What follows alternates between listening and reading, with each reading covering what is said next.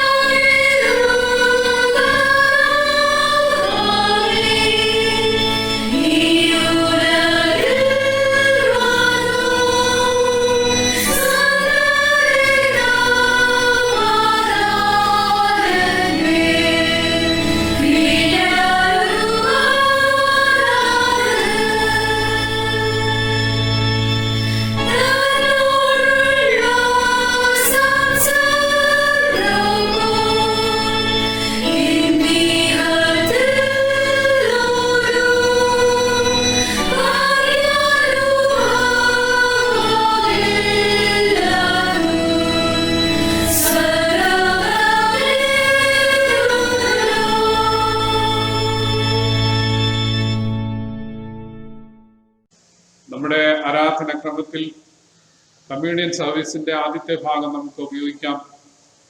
സർവശക്തനായ ദൈവമേ, നിനക്ക് സകല ഹൃദയങ്ങളും തുറന്നിരിക്കുന്നവയും സകല ആഗ്രഹങ്ങളും അറിയപ്പെട്ടവയും നിന്നിൽ നിന്ന് രഹസ്യങ്ങളൊന്നും മറവില്ലാത്തതുമാകുന്നുവല്ലോ.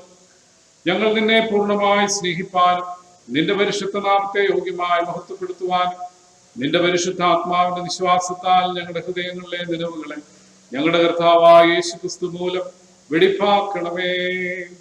ആമേൻ. അത്യുന്നതങ്ങളിൽ ദൈവത്തിന് മഹത്വവും ഭൂമിയിൽ ദൈവപ്രസാദമുള്ള മനുഷ്യർക്ക് സമാധാനം ഉണ്ടാകട്ടെ. കർത്താവായ ദൈവമേ, സ്വർഗീയ രാജാവേ, സർവശക്തിയുടെ പിതാവായ ദൈവമേ, ഞങ്ങൾ നിന്നെ സ്തുതിക്കുന്നു, ഞങ്ങൾ നിന്നെ വാഴ്ത്തുന്നു, ഞങ്ങൾ നിന്നെ വന്ദിക്കുന്നു, ഞങ്ങൾ നിന്നെ മഹത്വപ്പെടുത്തുന്നു.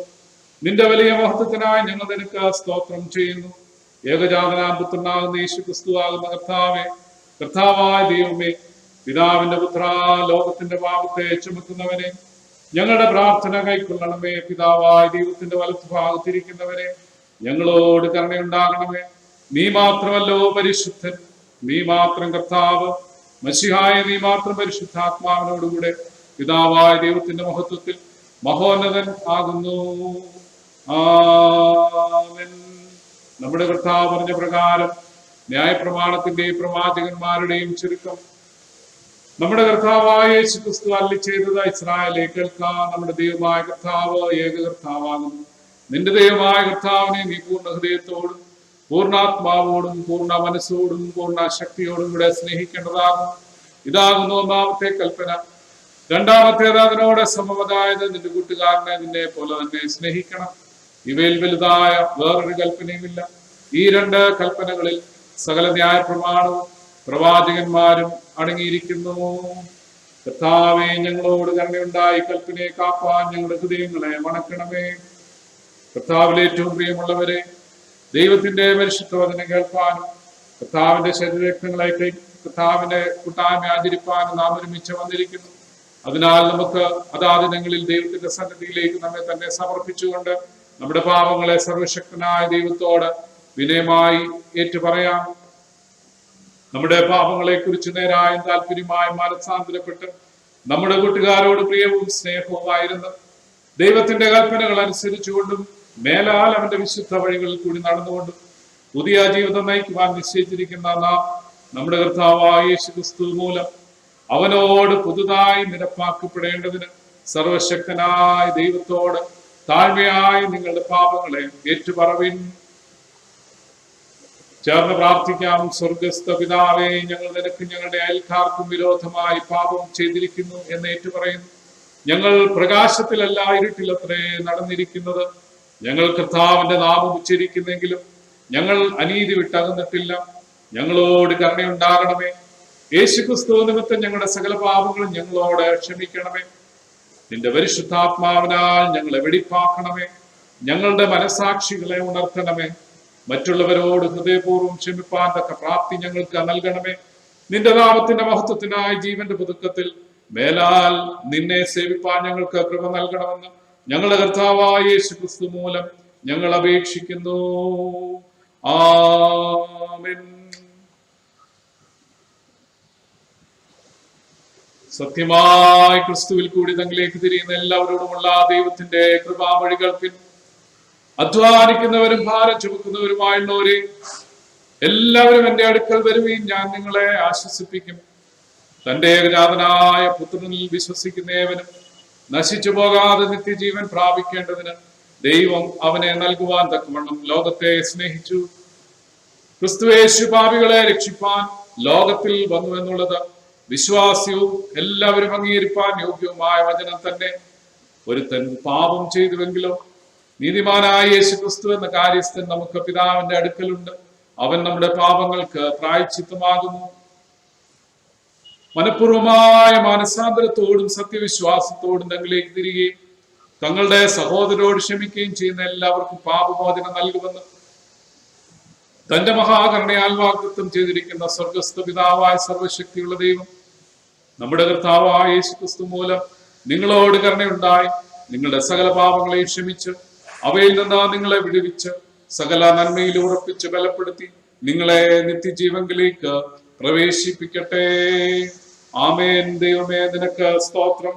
കർത്താവ് നിങ്ങളോട് കൂടി ഇരിക്കട്ടെ. നമുക്ക് പ്രാർത്ഥിക്കാം. പെന്തക്കോസ്തിന് പിൻപ് 7-ാം ഞായർ പ്രത്യേക അപേക്ഷ നിരപ്പിന്റെ ശുശ്രൂഷ ഞങ്ങളെ ഫലമേൽപ്പിക്കുകയും ബലവും ധൈര്യവുമുള്ളവരായി ഞങ്ങളെ നടത്തുകയും ചെയ്യുന്ന സർവാധിപതിയായ ദൈവമേ, ക്രിസ്തുവിന്റെ സ്ഥാനാപതികളായിരിക്കുവാൻ ലജ്ജിക്കാതെ ലോകത്തിലേക്ക് പുറപ്പെട്ടു പോയി സുവിശേഷം പ്രഘോഷിക്കുവാനും ഞങ്ങൾ മാനസാന്തരപ്പെട്ട സുവിശേഷത്തിൽ വിശ്വസിക്കുവാനും ഇടയാക്കണമെന്ന് നിന്നോടും പരിശുദ്ധാത്മാവിനോടും കൂടെ ഏകദൈവമായി കാലാവസാനം കൂടാതെ ജീവിച്ചു വാഴുന്ന യേശു ക്രിസ്തു മൂലം ഞങ്ങൾ അപേക്ഷിക്കുന്നു. ആമേൻ. ഇന്നത്തെ പ്രത്യേകമായിട്ടുള്ള ചിന്താവിഷയം ദൈവജനം ക്രിസ്തുവിന്റെ സ്ഥാനാപതികൾ എന്നുള്ളതാണ്. ദൈവജനം ക്രിസ്തുവിന്റെ സ്ഥാനാപതികൾ എന്നുള്ളതാണ്. അതിനെ അധികരിച്ചുള്ള വേദഭാഗങ്ങൾ നമുക്ക് വായിച്ചു കേൾക്കാം. 1-ാം പാഠം ഈ സമയത്ത് വായിക്കാം. ഇന്നത്തേക്ക് നിശ്ചയിച്ചിരിക്കുന്ന 1-ാം പാഠം യോശുവയുടെ പുസ്തകം 1-ാം അധ്യായം 1 മുതൽ 9 വരെയുള്ള ദൈവവചനങ്ങളെ ശ്രദ്ധിക്കും. യഹോവയുടെ ദാസനായ മോശയുടെ മരണശേഷം യഹോവ നൂന്റെ മകനായി മോശയുടെ ശുശ്രൂഷകനായ യോശുവയോട് അരുളി ചെയ്തത്, എന്റെ ദാസനായ മോശ മരിച്ചു. ആകയാൽ നീയും ഈ ജനമൊക്കെയും പുറപ്പെട്ട് യോർദാനക്കരെ ഞാൻ ഇസ്രായേൽ ദൈവമക്കൾക്ക് കൊടുക്കുമെന്ന ദേശത്തേക്ക് കടന്നു പോകുകയും നിങ്ങളുടെ ഉള്ളങ്കാൽ ചവിട്ടുന്ന സ്ഥലമൊക്കെയും ഞാൻ മോശയോട് കൽപ്പിച്ചതുപോലെ നിങ്ങൾക്ക് തന്നിരിക്കുന്നു. മരുഭൂമിയും ഈ ലെബാനോനും തുടങ്ങി ഫ്രാത്ത് എന്ന മഹാനദി വരെയും ഹിത്യരുടെ ദേശമൊക്കെയും പടിഞ്ഞാറ് മഹാസമുദ്രം വരെയും നിങ്ങളുടെ അതിരായി. നിന്റെ ജീവകാലത്ത് ഒരിക്കലും ഒരു മനുഷ്യനും നിന്റെ നേരെ നിൽക്കുകയില്ല. ഞാൻ മോശയോട് ഇരുന്നതുപോലെ നിന്നോടുകൂടെ ഇരിക്കും. ഞാൻ നിന്നെ കൈവിടുകയില്ല, ഉപേക്ഷിക്കുകയില്ല. ഉറപ്പും ധൈര്യവുമുള്ളവനായിരിക്കുക. ഞാൻ അവർക്ക് കൊടുക്കുമെന്ന് അവരുടെ പിതാക്കന്മാരോട് സത്യം ചെയ്ത ദേശം നീ ഈ ജനത്തിന് അവകാശമായി വിഭാഗിക്കും. എന്റെ ദാസനായ നിന്നോട് കൽപ്പിച്ചിട്ടുള്ള ന്യായപ്രമാണമൊക്കെയും അനുസരിച്ച് നടക്കേണ്ടതിന് നല്ല ഉറപ്പും ധൈര്യവുമുള്ളവനായി മാത്രം ഇരിക്കുക. ചെല്ലുന്നിടത്തൊക്കെയും നീ ശുഭമായിരിക്കേണ്ടതിന് അത് വിട്ട് ഇടത്തോട്ടോ വലത്തോട്ടോ മാറരുത്. ഈ ന്യായപ്രമാണ പുസ്തകത്തിലുള്ളത് നിന്റെ വായിൽ നിന്നും നീങ്ങിപ്പോകരുത്. അതിൽ എഴുതിയിരിക്കുന്നത് പോലെ ഒക്കെയും പ്രമാണിച്ച് നടക്കേണ്ടതിന് നീ രാവും പകലും അത് ധ്യാനിച്ചുകൊണ്ടിരിക്കണം. എന്നാൽ നിന്റെ പ്രവൃത്തി സാധിക്കും, നീ കൃതാർത്ഥനായും ഇരിക്കും. നിന്റെ ദൈവമായ യഹോവ നീ പോകുന്നിടത്തൊക്കെയും നിന്നോട് കൂടെയുള്ളത് കൊണ്ട് ഉറപ്പും ധൈര്യവുമുള്ളവനായിരിക്കുക. ഭയപ്പെടരുത്, ഭ്രമിക്കുകയുമരുത് എന്ന് ഞാൻ നിന്നോട് കൽപ്പിച്ചുവല്ലോ. ഇവിടെ 1-ാം പാഠം അവസാനിക്കും. ഇന്ന് കാലത്തേക്ക് നിശ്ചയിച്ചിരിക്കുന്ന സങ്കീർത്തനങ്ങൾ 18. സങ്കീർത്തനങ്ങൾ 18 1 മുതൽ 6 വരെയും 20 മുതൽ 30 വരെയുള്ള വാക്യങ്ങളെ കേൾപ്പീൻ. സങ്കീർത്തനങ്ങൾ 18 1 മുതൽ 6 വരെ. എന്റെ ബലമായ യഹോവേ, ഞാൻ നിന്നെ സ്നേഹിക്കുന്നു. യഹോവ എന്റെ ശൈലവും എന്റെ കോട്ടയും എന്റെ രക്ഷകനും എന്റെ ദൈവവും, ഞാൻ ശരണമാക്കുന്ന എന്റെ പാറയും എന്റെ പരിചയും എന്റെ രക്ഷയായ കൊമ്പും എന്റെ ഗോപുരവും ആകുന്നു. സ്തുത്യനായ യഹോവയെ ഞാൻ വിളിച്ചപേക്ഷിക്കുകയും എന്റെ ശത്രുക്കളുടെ കയ്യിൽ നിന്ന് രക്ഷ പ്രാപിക്കുകയും ചെയ്യും. മരണപാശങ്ങൾ എന്നെ ചുറ്റി, ആഘാത പ്രവാഹങ്ങൾ എന്നെ പ്രേമിപ്പിച്ചു. പാതാളപാശങ്ങൾ എന്നെ വളഞ്ഞു, മരണത്തിന്റെ കണികളും എന്നെ തുടർന്നു പിടിച്ചു. എന്റെ കഷ്ടതയിൽ ഞാൻ യഹോവയെ വിളിച്ചപേക്ഷിച്ചു, എന്റെ ദൈവത്തോട് നിലവിളിച്ചു. അവൻ തന്റെ മന്ദിരത്തിൽ നിന്ന് എന്റെ അപേക്ഷ കേട്ടു. തിരുമുമ്പിൽ ഞാൻ കഴിച്ച പ്രാർത്ഥന അവന്റെ ചെവിയിൽ എത്തി. 20 മുതൽ 30 വരെ. യഹോവ എന്റെ നീതിക്ക് തക്കവണ്ണം എനിക്ക് പ്രതിഫലം നൽകി. എന്റെ കൈകളുടെ വെടിപ്പിനൊത്തവണ്ണം എനിക്ക് പകരം തന്നു. ഞാൻ യഹോവയുടെ വഴികളെ പ്രമാണിച്ചു, എന്റെ ദൈവത്തോട് ദ്രോഹം ചെയ്തതുമില്ല. അവന്റെ വിധികളൊക്കെയും എന്റെ മുമ്പിലുണ്ട്. അവന്റെ ചട്ടങ്ങളെ ഞാൻ വിട്ടു നടന്നിട്ടുമില്ല. ഞാൻ അവന്റെ മുമ്പാകെ നിഷ്കളങ്കനായിരുന്നു. അകൃത്യം ചെയ്യാതെ എന്നെ തന്നെ കാത്തു. യഹോവ എന്റെ നീതിപ്രകാരവും അവന്റെ കാഴ്ചയിൽ എന്റെ കൈകൾക്കുള്ള വെടിപ്പിൻ പ്രകാരവും എനിക്ക് പകരം നൽകി. ദയാലുവോട് നീ ദയാലുവാകുന്നു, നിഷ്കളങ്കനോട് നീ നിഷ്കളങ്കൻ, നിർമ്മലനോട് നീ നിർമ്മലനാകുന്നു, വക്രനോട് നീ വക്രത കാണിക്കുന്നു. എളിയ ജനത്തെ നീ രക്ഷിക്കും, നിഗളിച്ചു നടക്കുന്നവരെ നീ താഴ്ത്തും. നീ എന്റെ ദീപത്തെ കത്തിക്കും, എന്റെ ദൈവമായ യഹോവേ എന്റെ അന്ധകാരത്തെ പ്രകാശമാക്കും. നിന്നാൽ ഞാൻ പടക്കൂട്ടത്തിന്റെ നേരെ പാഞ്ഞു ചെല്ലും. എന്റെ ദൈവത്താൽ ഞാൻ മതിൽ ചാടി കടക്കും. ദൈവത്തിന്റെ വഴി തികവുള്ളത്, യഹോവയുടെ വചനം ഊതിക്കഴിച്ചത്. തന്നെ ശരണമാക്കുന്ന ഏവർക്കും അവൻ പരിചയാകുന്നു. ഇവിടെ സങ്കീർത്തനങ്ങൾ അവസാനിക്കുന്നു. 2-ാം പാഠം. അപ്പോസ്തലനായ പൗലോസ് കൊരിന്ത്യർക്ക് എഴുതിയ 2-ാം ലേഖനം 5-ാം അധ്യായത്തിൽ 16 മുതൽ 6-ാം അധ്യായം 10 വരെയുള്ള ദൈവത്തിന്റെ വചനം കേൾപ്പീൻ. ആകയാൽ ഞങ്ങൾ ഇന്നു മുതൽ ആരെയും ജഡപ്രകാരം അറിയുന്നില്ല. ക്രിസ്തുവിനെ ജഡപ്രകാരം അറിഞ്ഞുവെങ്കിലും ഇനിമേൽ അങ്ങനെ അറിയുന്നില്ല. ഒരുത്തൻ ക്രിസ്തുവിലായാൽ അവൻ പുതിയ സൃഷ്ടിയാകുന്നു. പഴയത് കഴിഞ്ഞുപോയി, ഇതാ അത് പുതിയതായി തീർന്നിരിക്കുന്നു. അതിനൊക്കെയും ദൈവം തന്നെ കാരണഭൂതൻ. അവൻ നമ്മെ ക്രിസ്തു മൂലം തന്നോട് നിരപ്പിച്ചു. നിരപ്പിന്റെ ശുശ്രൂഷ ഞങ്ങൾക്ക് തന്നിരിക്കുന്നു. ദൈവം ലോകത്തിന് ലംഘനങ്ങളെ കണക്കിടാതെ ലോകത്തെ ക്രിസ്തുവിൽ തന്നോട് നിരപ്പിച്ചു പോന്നു. ഈ നിരപ്പിന്റെ വചനം ഞങ്ങളുടെ പക്കൽ ഭരമേൽപ്പിച്ചും ഇരിക്കുന്നു. ആകയാൽ ഞങ്ങൾ ക്രിസ്തുവിനു വേണ്ടി സ്ഥാനാപതികളായി ദൈവത്തോട് നിരന്നുകൊള്ളുവീൻ എന്ന് ക്രിസ്തുവിന് പകരം അപേക്ഷിക്കുന്നു. അത് ദൈവം തന്നെ ഞങ്ങൾ മുഖാന്തരം പ്രബോധിപ്പിക്കുന്നത് പോലെയാകുന്നു. പാപം അറിയാത്തവനെ നാം അവനിൽ ദൈവത്തിന്റെ നീതി ആകേണ്ടതിന് അവൻ നമുക്ക് വേണ്ടി പാപം ആക്കി. നിങ്ങൾക്ക് ദൈവത്തിന്റെ കൃപ ലഭിച്ചത് വ്യർത്ഥമായി തീരരുത് എന്ന് ഞങ്ങൾ സഹപ്രവർത്തിക്കാരായി നിങ്ങളെ പ്രബോധിപ്പിക്കുന്നു. പ്രസാദകാലത്ത് ഞാൻ നിനക്ക് ഉത്തരമരളി, രക്ഷാദിവസത്തിൽ ഞാൻ നിന്നെ സഹായിച്ചു എന്ന് അവൻ അരുളി ചെയ്യുന്നുവല്ലോ. ഇപ്പോഴാകുന്നു സുപ്രസാദകാലം, ഇപ്പോഴാകുന്നു രക്ഷാദിവസം.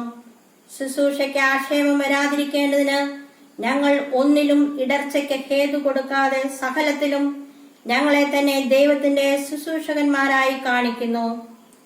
ബഹുസഹിഷ്ണുത, കഷ്ടം, ബുദ്ധിമുട്ട്, സങ്കടം, തല്ല്, തടവ്, കലഹം, അധ്വാനം, ഉറക്കിളപ്പ്, പട്ടിണി, നിർമ്മലത, പരിജ്ഞാനം, ദീർഘക്ഷമ, ദയ, പരിശുദ്ധാത്മാവ്, നിർവ്യാജ സ്നേഹം, സത്യവചനം, ദൈവശക്തി എന്നിവയിലും ഇടതും വലതും നീതിയുടെ ആയുധങ്ങൾ ധരിച്ചുകൊണ്ട് മാനാവമാനങ്ങളും ദുഷ്കീർത്തി സൽകീർത്തികളും അനുഭവിച്ചും ചതിയന്മാരായിരുന്നിട്ടും സത്യവാന്മാർ, ആരും അറിയാത്തവരെന്നിട്ടും എല്ലാവരും നല്ലവണ്ണം അറിയുന്നവർ, മരിക്കുന്നവരെന്നിട്ടും ഇതാ ഞങ്ങൾ ജീവിക്കുന്നു, ശിക്ഷിക്കപ്പെടുന്നവരെന്നിട്ടും കൊല്ലപ്പെടാത്തവർ, ദുഃഖിതരെങ്കിലും എപ്പോഴും സന്തോഷിക്കുന്നവർ, ദരിദ്രരെങ്കിലും പലരെയും സമ്പന്നർ ആക്കുന്നവർ, ഒന്നുമില്ലാത്തവരെങ്കിലും എല്ലാം കൈവശം ഉള്ളവരായി തന്നെ. ഇങ്ങനെ പാഠം അവസാനിക്കുന്നു.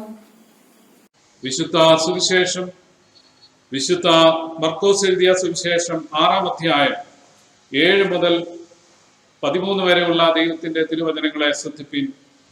വിശുദ്ധ മർക്കോസ് എഴുതിയ സുവിശേഷം 6-ാം അധ്യായം 7 മുതൽ ഉള്ള വാക്യങ്ങൾ. അനന്തരം അവൻ 12 അടുക്കൽ വിളിച്ച് അവരെ ഈരണ്ടായി അയച്ചു തുടങ്ങി. അവർക്ക് അശുദ്ധാത്മാക്കളുടെ മേൽ അധികാരം കൊടുത്തു. അവർ വഴിക്ക് വടി അല്ലാതെ ഒന്നും എടുക്കരുത്, അപ്പം പൊക്കണവും മടിശീലയിൽ കാശുമരുത്, ചെരുപ്പിട്ടുകൊള്ളാം, 2 വസ്ത്രം ധരിക്കരുത് എന്നിങ്ങനെ അവരോട് കൽപ്പിച്ചു. നിങ്ങൾ എവിടെയെങ്കിലും ഒരു വീട്ടിൽ ചെന്നാൽ അവിടെ വിട്ട് പുറപ്പെടുവോളം അതിൽ തന്നെ പാർപ്പീൻ. ആരെങ്കിലും നിങ്ങളെ കൈക്കൊള്ളാതെയും നിങ്ങളുടെ വാക്ക് കേൾക്കാതെയും ഇരുന്നാൽ അവിടം വിട്ട് പോകുമ്പോൾ നിങ്ങളുടെ കാലിലെ പൊടി അവർക്ക് സാക്ഷ്യത്തിനായി കുടഞ്ഞു കളവിൻ എന്നും അവരോട് പറഞ്ഞു. അങ്ങനെ അവർ പുറപ്പെട്ട് മാനസാന്തരപ്പെടണമെന്ന് പ്രസംഗിച്ചു. അങ്ങനെ ഭൂതങ്ങളെ പുറത്താക്കുകയും അനേകം രോഗികൾക്ക് എണ്ണ തേച്ച് സൗഖ്യം വരുത്തുകയും ചെയ്തു.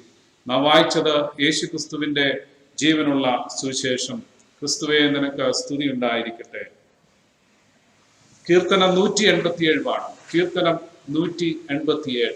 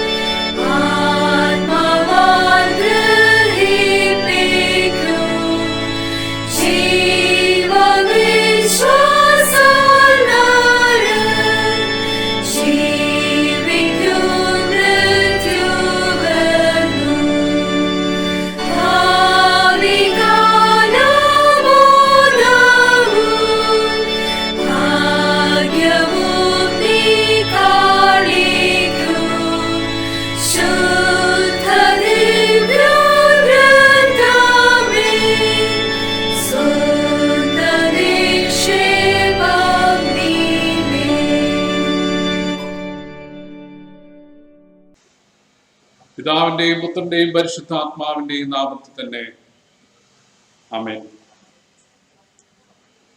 ഇന്ന് നാം ഒരുമിച്ച് ചിന്തിക്കുന്നതായിട്ടുള്ള വിഷയം ക്രിസ്തുവിന്റെ സ്ഥാനാപതികളായ ദൈവജനം എന്നുള്ളതാണ്. ക്രിസ്തുവിന്റെ സ്ഥാനാപതികളായ ദൈവജനം എന്നുള്ളതാണ്. ഇന്നത്തെ വേദഭാഗങ്ങളെല്ലാം ശ്രദ്ധിച്ചിരുന്നുവെങ്കിൽ അതിലെല്ലാം പരാമർശിച്ചിരിക്കുന്നത് കർത്താവിന് വേണ്ടി പ്രത്യേകം വേർതിരിക്കപ്പെട്ട സമൂഹത്തെയും വ്യക്തികളെയും അവർക്ക് ദൈവം നൽകിയതായിട്ടുള്ള നിയോഗത്തെയും കുറിച്ചൊക്കെ ആയിരുന്നു. യേശുക്രിസ്തുവിന്റെ സ്ഥാനാപതികളായി നിരപ്പിന്റെ ശുശ്രൂഷ ചെയ്യുന്നത് ഏറ്റവും അനിവാര്യമായ, ഏറ്റവും കാലിക പ്രസക്തിയുള്ളതായിട്ടുള്ള ഒരു കാര്യമായി ഇന്ന് മാറിയിട്ടുണ്ട്.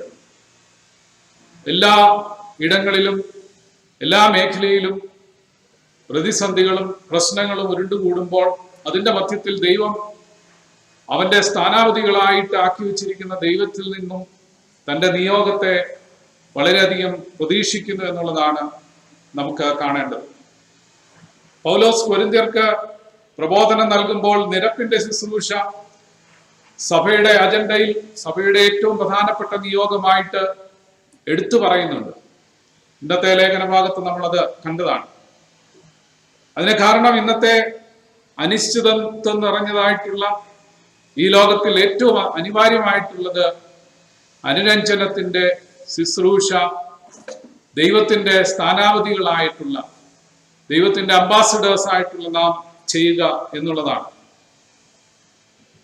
എന്തെല്ലാം പ്രശ്നങ്ങൾ നിറഞ്ഞു നിന്നാലും സഭയുടെ ഉദാത്തമായിട്ടുള്ള ക്രിസ്തു ശരീരവും ക്രിസ്തുവിന്റെ സംസർഗവും ലോകത്തെ നിരന്തരം കർത്താവിനോട് അടുത്തു വരുവാനായിട്ട് പ്രേരിപ്പിക്കുന്ന ഘടകങ്ങളാണ്.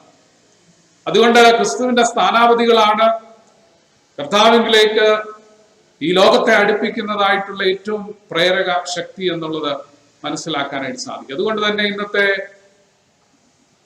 പ്രസംഗ വിഷയം സ്ഥാനാപതി, ക്രിസ്തുവിന്റെ സ്ഥാനാപതി എന്നുള്ളത് വളരെ പ്രസക്തമായിട്ടുള്ള കാലികമായ ഒരു കാര്യമാണ് എന്നുള്ളത് ചിന്തിക്കാനായിട്ട് കഴിയും. കൊരിന്ത്യർക്ക് എഴുതിയ 2-ാം ലേഖനം 5-ാം അധ്യായം 16 മുതൽ 6-ാം അധ്യായം 10 വരെയുള്ള വാക്യത്തിൽ എല്ലാ അർത്ഥത്തിലും ആദിമ സഭയിൽ നടന്ന ശുശ്രൂഷയുടെ തനിമ വളരെ തെളിവായിട്ട് രേഖപ്പെടുത്തിയിട്ടുണ്ട്. കൊരിന്ത എന്ന വ്യാവസായിക നഗരത്തിൽ വളരെ ഔന്നത്യമുള്ള,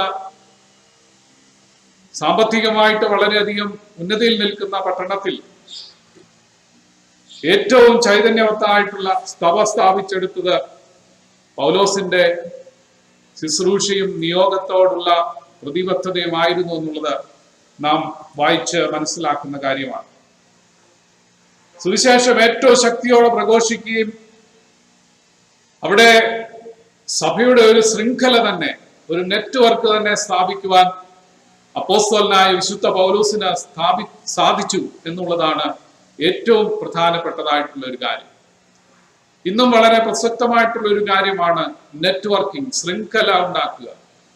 ദൈവജനങ്ങളുമായിട്ട്, ദൈവ മക്കളുമായിട്ടുള്ള ശൃംഖല ഉണ്ടാക്കുന്നത്, കൂട്ടുകെട്ടുണ്ടാക്കുന്നത് വേറെ അർത്ഥത്തിലാണെങ്കിലും ശൃംഖല, ദൈവത്തോടുള്ള ആ ബന്ധത്തിലും സഭയോടുള്ള ബന്ധത്തിലും സഭയുടെ നിയോഗത്തോടുള്ള ബന്ധത്തിലും ശൃംഖലയിൽ, പ്രാർത്ഥനാ ശൃംഖല, കൂട്ടായ്മയുടെ ശൃംഖല, അങ്ങനെ ദൈവത്തോടുള്ള ബന്ധത്തിലുള്ള ശൃംഖല ഉണ്ടാക്കേണ്ടത് ഇന്നത്തെ കാലത്തിലും ഏറ്റവും അനിവാര്യമായിട്ടുള്ള കാര്യമാണ്. കൊരിന്ത് സഭയിൽ, പ്രത്യേകിച്ച് ഏഷ്യ മൈനറിൽ തന്നെ വളരെ ശക്തമായിട്ടുള്ള ഒരു കൂട്ടായ്മയുടെ ശൃംഖല നിർമ്മിക്കുവാനായിട്ട് അപ്പോസ്തലനായ വിശുദ്ധ പൗലോസിന്റെ പ്രബോധനങ്ങൾ കൊണ്ടും പഠിപ്പിക്കൽ കൊണ്ടും തന്റെ ഇടപെടൽ കൊണ്ടും സാധിച്ചു എന്നുള്ളത് നാം വായിച്ച് മനസ്സിലാക്കും. റോമാലേഖനത്തിൽ മറ്റ് പല പാസ്റ്ററൽ ലേഖനങ്ങളിലൊക്കെ തന്നെ പൗലോസ് ആരംഭിച്ചതായിട്ടുള്ള പ്രേക്ഷിത പ്രയത്നങ്ങൾ വളരെ ശക്തമായിട്ട് തുടരുന്നതിനുള്ള എല്ലാ ശക്തമായ പ്രബോധനങ്ങളും ആലോചനകളും താൻ തന്നെ നൽകുന്നതായിട്ട് നമ്മൾ കാണുന്നു. അതിലേറ്റവും പ്രധാനമായിട്ട് നമ്മൾ വായിച്ച് മനസ്സിലാക്കുന്നത് 2ാം നിര നേതൃത്വങ്ങളെ ഓരോ സന്ദർഭത്തിലും വാർത്തെടുക്കുവാനായിട്ട് പൗലോസ് കാണിച്ചതായിട്ടുള്ള ശ്രദ്ധ നാം ഓർക്കേണ്ടതാണ്. നമ്മുടെ ഓരോ തലമുറ കഴിയും തോറും കർത്താവിന്റെ നിയോഗത്തിലും പ്രേക്ഷിത പ്രവർത്തനങ്ങളിലും തടസ്സം സൃഷ്ടിക്കാതെ, തടസ്സം നേരിടാതെ പുതിയ തലമുറകളെ സുവിശേഷ ദൗത്യത്തിനു വേണ്ടി ഒരുക്കേണ്ടതായിട്ടുള്ള ഒരു വലിയ ദൗത്യം കൂടി നമുക്കുണ്ട് എന്നുള്ളത് ഓർക്കുവാനായിട്ട് സാധിക്കുന്നു. പൗലോസ് അത് വളരെ ശക്തമായിട്ട് തന്റെ പ്രേക്ഷിത പ്രവർത്തനങ്ങളിൽ ചെയ്തതായിട്ട് നമുക്ക് കാണാനായിട്ട് സാധിക്കും. കൊരിന്ത്യർക്ക് എഴുതിയ 1-ാം ലേഖനത്തിൽ സഭയ്ക്കുള്ളിൽ ചില വിഘടന പ്രവർത്തനങ്ങൾ ഉണ്ടായിരുന്നു എന്നുള്ളത്, അതിന്റെ ആഴം വളരെ ആയിരുന്നു എന്നുള്ളതും നാം മനസ്സിലാക്കുന്നുണ്ട്. എന്നാൽ ക്രിസ്തുവിന്റെ സ്ഥാനാപതികൾ ഇന്ന് സഭയ്ക്ക് നൽകിയിരിക്കുന്നതായിട്ടുള്ള പദവി മാത്രമല്ല, ഉത്തരവാദിത്വത്തെ കൂടെ ബോധവാന്മാരാകുവാനായിട്ട് ഇടയായിരിക്കുന്നത്. പദവിയെ മാത്രമല്ല, അതിലടങ്ങിയിരിക്കുന്നതായിട്ടുള്ള ഉത്തരവാദിത്വത്തെ കുറിച്ചും ബോധവാന്മാരായി തീരേണ്ടതാണ്. വളരെയധികം വെല്ലുവിളി നേരിടുമ്പോൾ ശുശ്രൂഷയിൽ നാം വരുത്തേണ്ടതായിട്ടുള്ള മാറ്റങ്ങളെ കുറിച്ച് പൗലോസ് ക്രിയാത്മകമായിട്ട് പ്രതികരിക്കുന്നുണ്ട്. അതിനെല്ലാം മൗലികമായിട്ട് ക്രിസ്തു കേന്ദ്രീകൃതമായിട്ടുള്ള ഒരു വിശ്വാസ ശൈലി അഥവാ വിശ്വാസ ശൈലിയിൽ അലിഞ്ഞു ചേർന്നിരിക്കുന്നതായ ഒരു അനുഭവമാണ്, തനിമയാണ് നാം വളർത്തേണ്ടത്. ഒരു സ്വാഭാവികത ഉണ്ടാക്കേണ്ടത് ഏറ്റവും അത്യാവശ്യമാണ്. അതിന്റെ ചൂട് പിടിച്ചു മാത്രമേ സഭയ്ക്ക് അതിന്റെ ശുശ്രൂഷ ഇന്ന് വളരെ കാര്യക്ഷമമായിട്ട് നിർവഹിക്കുവാനായിട്ട് കഴിയുകയുള്ളൂ. ഇന്നത്തെ 2-ാം ലേഖനത്തിലേക്ക് ഒന്നുകൂടെ നമ്മൾ കണ്ണോടിക്കുമ്പോൾ 4-5 ആശയങ്ങൾ വളരെ ചുരുക്കത്തിൽ ഞാൻ അവിടെ നിന്ന് പറയാനായിട്ട് ആഗ്രഹിക്കുന്നത്. ക്രിസ്തുവിന്റെ ശുശ്രൂഷയാണ് സഭ തുടരുന്നത്. നാം വേറിട്ടൊരു ശുശ്രൂഷയ്ക്ക് വേണ്ടി ശ്രമിക്കുമ്പോൾ, പദ്ധതി ഇടുമ്പോൾ കർത്താവിന്റെ ശുശ്രൂഷയ്ക്ക് ഭംഗം വരുത്തുവാനായിട്ട് ഇടയായിരിക്കും. ക്രിസ്തുവിന്റെ സ്ഥാനാവധികളായിട്ട് നാം ഈ ലോകത്തിലേക്ക് അയക്കപ്പെട്ടപ്പോൾ കർത്താവിന്റെ ശുശ്രൂഷ ചെയ്യുവാൻ, ക്രിസ്തുവിന്റെ ദൗത്യത്തെ പിന്തുടരുന്നവരായിട്ട് തീരുവാനായിട്ട് സാധിക്കണം. നമുക്ക് വേറിട്ടുള്ള ഒരു ശുശ്രൂഷ അല്ല പറഞ്ഞിട്ടുള്ളത് എന്നുള്ളത് ഓർക്കുവാനായിട്ട് സാധിക്കും. ശുശ്രൂഷകരാണെങ്കിലും കർത്താവിനെ വിശ്വസിച്ച് ഇറങ്ങിത്തിരിച്ചതായിട്ടുള്ള വിശ്വാസ സമൂഹമാണെങ്കിലും കർത്താവിന്റെ ശുശ്രൂഷയിൽ നിന്ന് വേറിട്ടുള്ള ഒരു ശുശ്രൂഷ നമുക്ക് ഇല്ല എന്നുള്ളത് ഉറച്ച് മനസ്സിലാക്കുവാനായിട്ട് ഇടയായിരുന്നു. അതായിരിക്കണം നമ്മുടെ ശൈലിയിൽ ഏറ്റവും പ്രധാനപ്പെട്ട ഒരു നിലപാട്. രണ്ടാമത്, ക്രിസ്തു ശരീരമാകുന്ന സഭ ഏറ്റവും അധികം സ്വാധീനം ലോകത്തിൽ ചെലുത്തേണ്ടതായിട്ടുണ്ട്. ഈ ലോകത്തിലുള്ള മറ്റ് സംഘടനകളെക്കാൾ ഉപരിയായിട്ട്, മറ്റ് സംഘടനകളെക്കാളൊക്കെ അതീതമായിട്ട് സഭയ്ക്ക് ഈ ലോകത്തിന് എന്തോ വലിയ ദൗത്യമുണ്ട് എന്നുള്ളതാണ് വേദപുസ്തകവും അതോടൊപ്പം തന്നെ ക്രിസ്തു നമ്മളെ പഠിപ്പിച്ചിട്ടുള്ളത്. അതുകൊണ്ട് ഈ ലോകത്തിലെ മറ്റ് സംഘടനകൾ, മറ്റ് ഘടനകളെക്കാളൊക്കെ ഉപരിയായിട്ട് നമുക്കൊരു വലിയ ദൗത്യം നിർവഹിക്കാനുണ്ട് എന്നുള്ള ബോധം സഭയെ ഭരിക്കുവാനായിട്ട് ഇടയായിത്തീരണം. 4 ചുവരിനുള്ളിൽ നമ്മുടെ ഭരണഘടനയ്ക്ക് അകത്ത് ഉള്ളിൽ ഒതുങ്ങി നിൽക്കുന്നതായ ചില ചടങ്ങുകളും ആചാരങ്ങളും ക്രിയകളും മാത്രമായിട്ട് നമ്മുടെ പ്രേക്ഷിത പ്രവർത്തനം ചുരുങ്ങുമ്പോൾ ഈ ലോകത്തിൽ ക്രിസ്തുവിനെ അറിയിക്കുവാനായിട്ട് കഴിയുകയില്ല. ഈ ലോകത്തിൽ ദൈവമേൽപ്പിച്ച ദൗത്യം നമുക്ക് നിറവേറ്റുവാനായിട്ട് കഴിയാതെ വരികയാണ്. അതുകൊണ്ട് ഈ ലോകത്തെ സ്വാധീനിക്കത്തക്ക ഒരു അനുഭവത്തിലേക്ക് നമുക്ക് കടന്നു വരുവാനായിട്ട് ഇടയായിത്തീരണം. മൂന്നാമത്, സഭയെ ലോകത്തിൽ ക്രിസ്തുവിന്റെ സ്ഥാനാവധികളായിട്ടാണ് വെച്ചിരിക്കുന്നത്. ദൈവരാജ്യത്തിന്റെ സ്ഥാനാവധികളായിട്ട് സഭയുടെ അംഗങ്ങളായി തീരുമ്പോൾ മാത്രമാണ് നമ്മളെ വേറിട്ട് ലോകം മനസ്സിലാക്കുകയും നമ്മുടെ മൂല്യങ്ങൾ ഈ ലോകത്തിൽ നൽകുവാനായിട്ട് ഇടയായിത്തീരുന്നത്.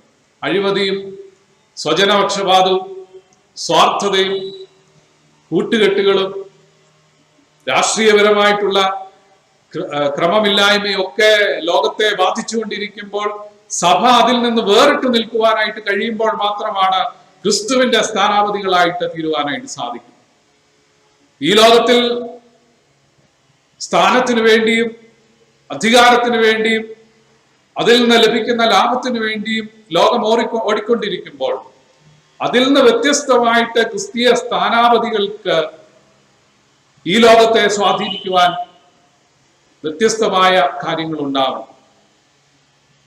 വോട്ട് പിടിക്കുന്ന രാഷ്ട്രീയം, ആരെയും ചാക്കിട്ട് പിടിക്കുന്നതായിട്ടുള്ള രാഷ്ട്രീയം ഈ ലോകത്തിൽ കാണിക്കുമ്പോൾ അതിൽ നിന്ന് വേറിട്ട ഒരു ശൈലി നമുക്ക് കാണിക്കുവാനായിട്ട് കഴിയുന്നില്ലെങ്കിൽ നമ്മൾ ക്രിസ്തുവിന്റെ സ്ഥാനാപതികളാണ് എന്നുള്ളത് ചിന്തിക്കുന്നതിൽ യാതൊരു അർത്ഥവുമില്ല. അതുകൊണ്ട് ഈ ലോകത്തിൽ ക്രിസ്തുവിന്റെ സഭയെ ദൈവമാക്കി വെച്ചിരിക്കുന്നത് ക്രിസ്തുവിന്റെ സ്ഥാനാപതികളായിട്ടാണ്, ദൈവരാജ്യത്തിന്റെ സ്ഥാനാപതികളായിട്ടാണ്.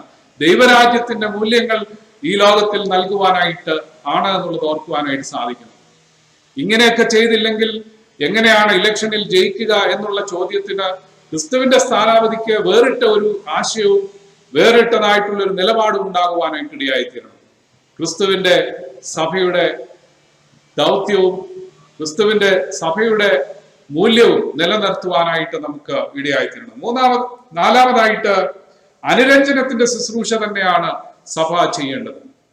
വെട്ടിപ്പിടിക്കുക, ആരെയും അടിച്ചമർത്തുക, അധികാരത്തിന്റെ മേൽക്കോയ്മ കാണിക്കുക എന്നുള്ളതല്ല സഭയുടെ ഏറ്റവും അടിസ്ഥാന സ്വഭാവം.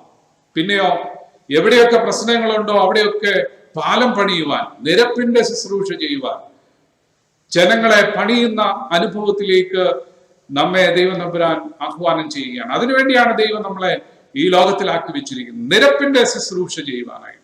നിരപ്പിന്റെ ശുശ്രൂഷയിൽ കൂടി പരിഹരിക്കാൻ മേലാത്ത ഒരു പ്രശ്നവും ഈ ലോകത്തിൽ ഇല്ല എന്നുള്ളതാണ് സഭ മനസ്സിലാക്കേണ്ടത്.